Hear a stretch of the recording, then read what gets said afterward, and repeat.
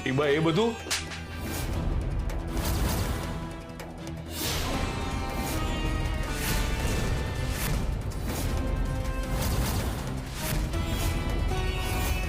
ચૂપ, એકદમ ચૂપ.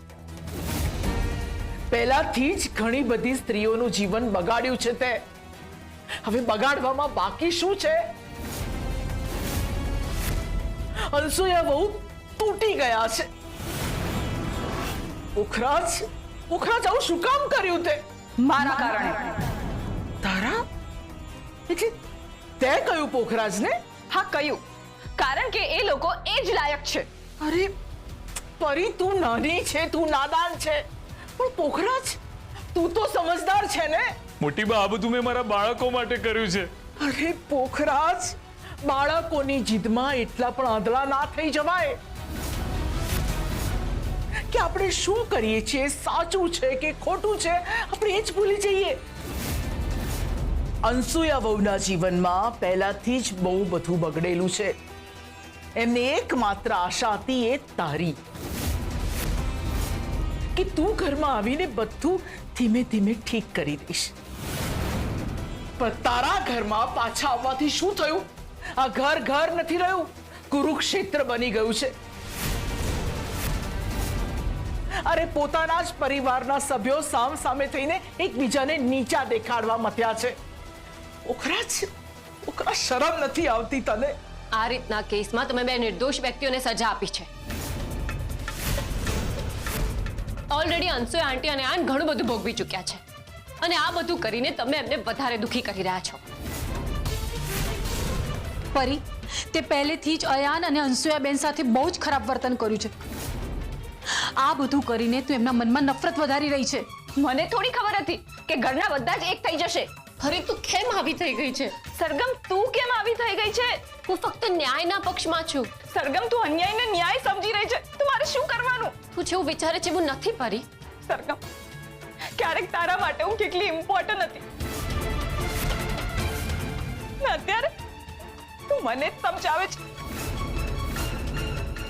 એ લોકોના કારણે મને પ્રેમ કરનાર લોકો મારાથી છીનવાઈ ગયા. પરી, પરી. પોખરાજ, આ બંનેને જેલમાં તે મોકલ્યા છે ને? હવે તું જ આ બંનેને છોડાવીને લાવીશ. મોટી બા પણ પરીનું બધું જોઈ લઈશું અમે. તને જેટલું કહ્યું છે એટલું કર. જા જા પોખરાજ.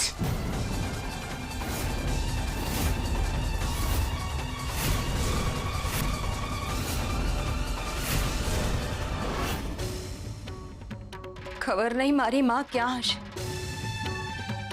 સરગમ દીદી તો આવી ગયા, પણ એમની સાથે મારી માં નથી.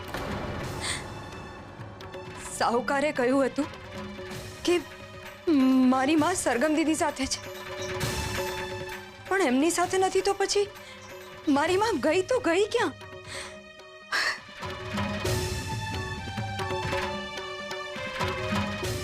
ઉપાડ ફોન, ઉપાડ. આ સાહુકાર એક તો ફોન પણ નથી ઉપાડતો.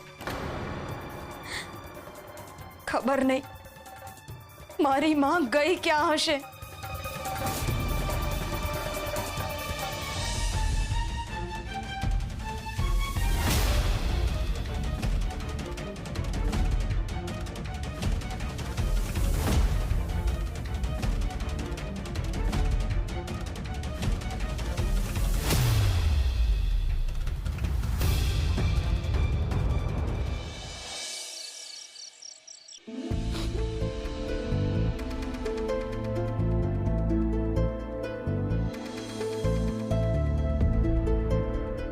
બેટા, આજે થયું એ સારું નથી થયું.